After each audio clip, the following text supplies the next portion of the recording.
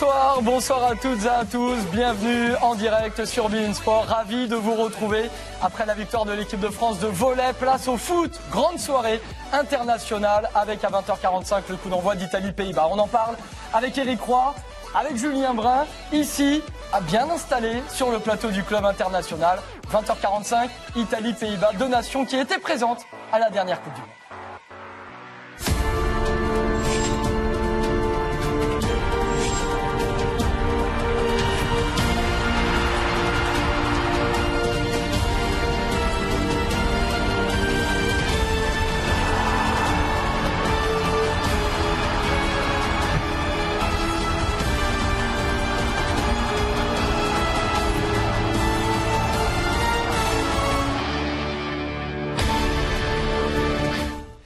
Italie-Pays-Bas, 20h45, on en parlera et on retrouvera Philippe Genin et Bruno Chéroux, deux nations qui ont décidé cet été de changer de sélectionneur. Le programme justement de la soirée, regardez-le, bien sûr, Sport Night, dès le coup de sifflet du match sur beIN Sport 1, beIN Sport 2, Belgique, Australie. Là aussi, on va en parler, les Belges sans Eden Hazard face à l'Australie. Deux nations qui étaient également présentes à la Coupe du Monde. Éric Roy, Julien Brun, avant de rentrer dans ces rencontres internationales, match de préparation pour les équipes européennes avant le début le week-end prochain des qualifs à l'Euro 2016, l'actu du jour en Ligue 1 à Marseille. Regardez ce qu'a déclaré Marcelo Bielsa aujourd'hui en conférence de presse. On sait qu'il y a un petit peu de tension à Marseille, ça ne va pas s'arranger. Le bilan de ce marché des transferts est négatif. Je crois que le président, donc Vincent Labrune, m'a fait des promesses qu'il savait intenables. Je me suis opposé à l'arrivée de Doria. Aucun joueur n'est arrivé sur ma décision. Le projet initial ne correspond pas à la réalité. Éric Roy, déjà, vous, entraîneur, il y a quelques semaines, quelques mois, et peut-être dans quelques semaines également, on vous le souhaite, comment vous réagissez ?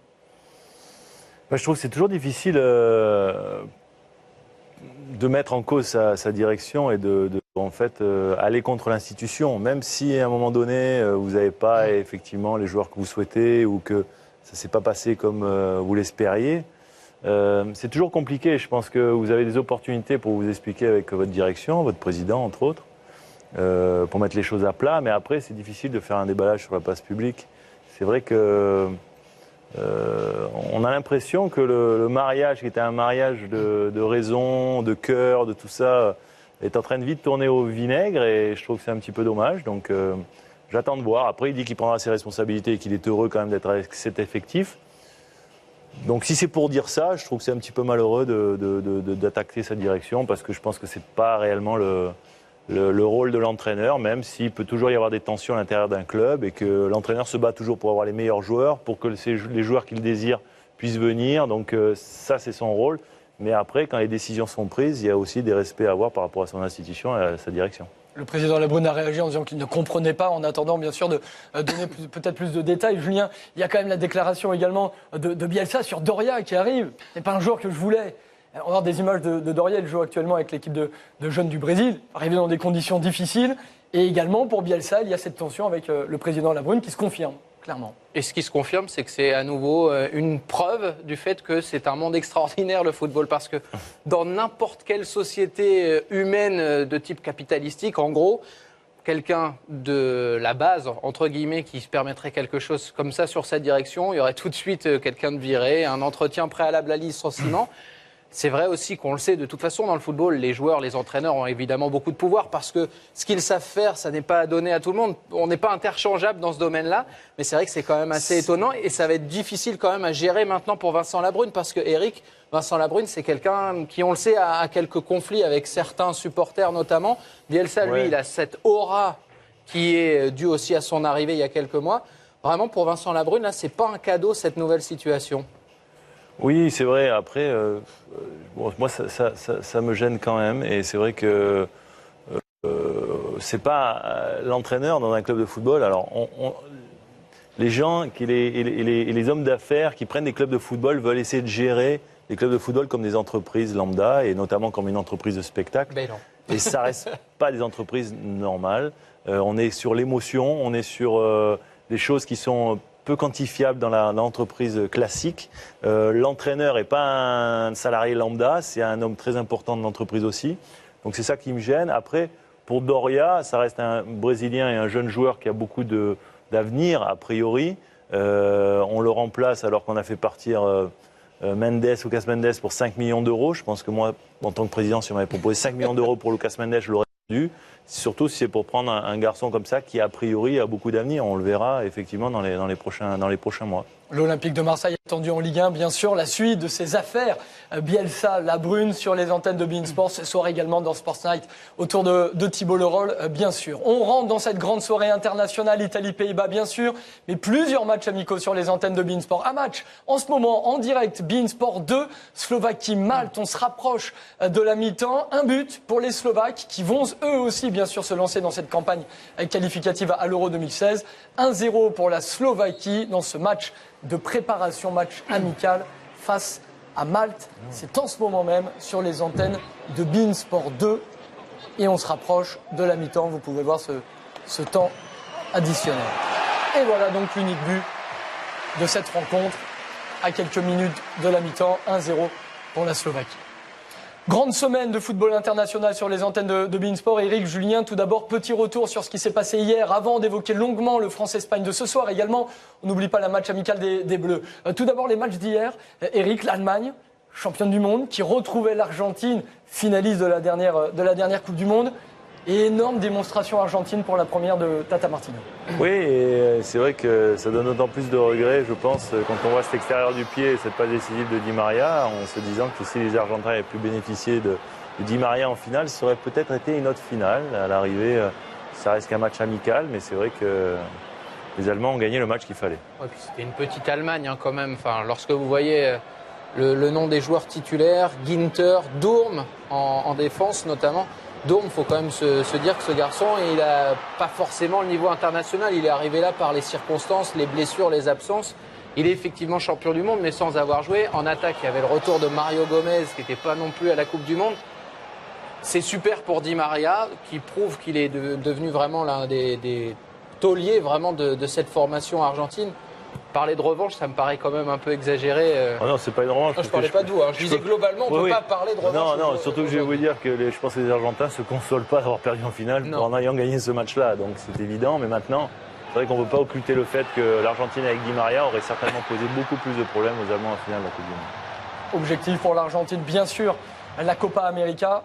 Et pour l'Allemagne, se qualifier pour l'Euro 2016 qui aura lieu en France. On vous le rappelle. Et malgré ce but de Götze, on se souvient de Mario Götze en finale, bien sûr, victoire de l'Argentine hier soir, 4-2. Il est moins content d'ailleurs qu'au Brésil quand il a marqué contre l'Argentine, bizarrement. Et on le comprend, bien sûr. Autre rencontre hier soir qu'on nous a proposé sur les antennes de beIN Sport. Regardez ces images parce qu'on a vu des buts. On va bien sûr s'arrêter, notamment avec vous, Julien, sur l'Angleterre qui inquiète. Plus les matchs passent, plus l'Angleterre inquiète finalement. Avant cela, Russie, Kazakov qui est rentré dans l'histoire du football russe avec ce doublé face à l'Azerbaïdjan. Un derby.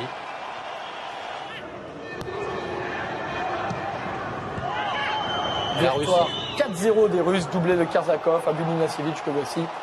Cette équipe russe attendue également, Eric, en vue de l'Euro 2016.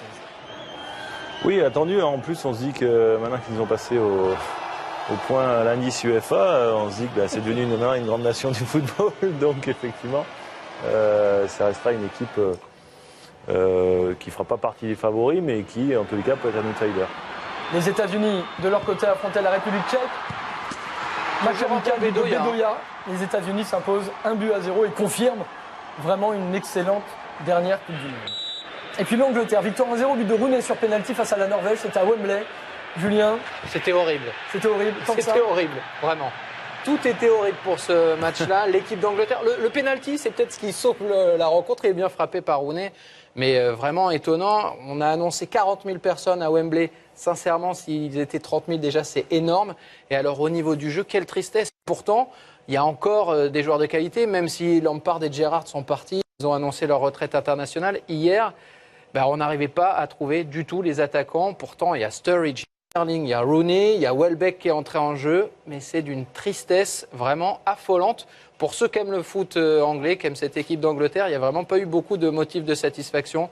sauf de se dire qu'ils joueront leur match vraiment important contre la Suisse la semaine prochaine, quoi. Pour ouvrir effectivement cette campagne qualificative à l'Euro 2016, regardez le groupe E, groupe de l'Angleterre. On vous rappelle le principe, 9 groupes de 5 ou 6 équipes, les 2 premiers directement qualifiés, plus le meilleur 3e de l'ensemble des 9 groupes. Les 8 autres 3e disputeront des barrages. C'est pas un groupe spécialement facile pour les Anglais qui débuteront donc en Suisse. Il y a de l'inquiétude également, Eric, pour l'Angleterre? C'est sûr que s'ils ne sortent pas de ce groupe-là, il y a vraiment une inquiétude à avoir. C'est-à-dire qu'ils seront devenus, parce que je pense que les 2 premiers doivent sortir là, dans ce groupe-là, non? Les 2 premiers, oui. Donc avec la Suisse et les Anglais, ça reste quand même les 2 favoris. Donc s'ils devaient se faire sortir par soit des Lituaniens, des Estoniens, ça veut dire qu'ils seraient au niveau de ces nations-là. Et ça pourrait être compliqué pour le Il y a un tirage plutôt pays favorable, ouais, mais la sûr. qualité de jeu inquiète. Oui, c'est sûr, hein, mais de toute façon, même les Anglais sont inquiets. Ils l'étaient avant la Coupe du Monde. D'habitude, il y a chez les bookmakers en Angleterre, l'Angleterre, même si c'est une équipe considérée comme moyenne partout ailleurs, elle est surcotée. Disons qu'elle est quasiment au niveau du Brésil ou de l'Argentine. Là, avant la Coupe du Monde, même les Anglais n'y croyaient pas, c'est le signe. Ils ont perdu Gerrard et Lampard. C'est sûr que c'est compliqué d'imaginer un grand avenir. Et pourtant, quand vous regardez, franchement, individuellement, il y a quand même des sacrés bons joueurs dans cette formation. Il va peut-être falloir que Roy Hodgson il fasse passer la vitesse supérieure à son équipe parce que là, c'est totalement insuffisant ce qu'il propose depuis quelques temps. Début des qualifs ce week-end pour l'Euro 2016 qui sera bien sûr à vivre en direct sur les antennes de beIN Sport. Notez bien ce rendez-vous dès maintenant. Vous avez 2 ans, un petit peu moins pour vous préparer. 10 juillet 2016, l'Euro, la France directement qualifiée, les qualifs pour toutes les autres nations européennes. Un mot justement parce que la France débute sa campagne de matchs amicaux, Eric, face à l'Espagne ce soir. Et on pourrait voir d'ici 2016 l'arrivée d'espoirs.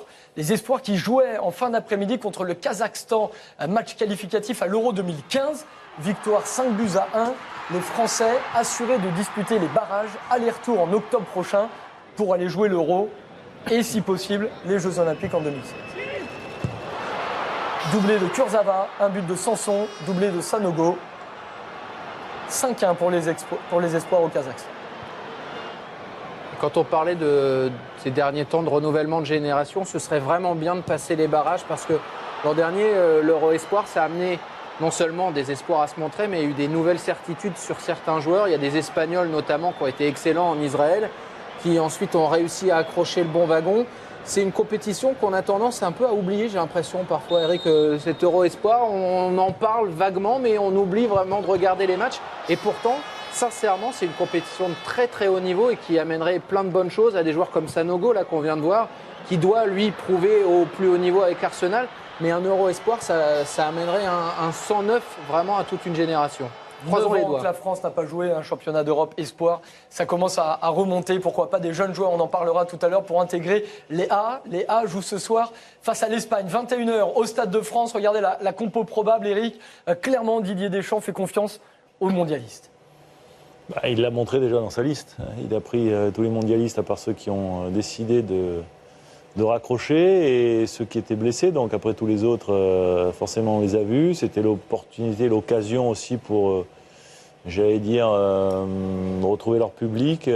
C'était comme une sorte de récompense, mais il a bien communiqué là-dessus en disant que c'était pour ces 2 matchs-là.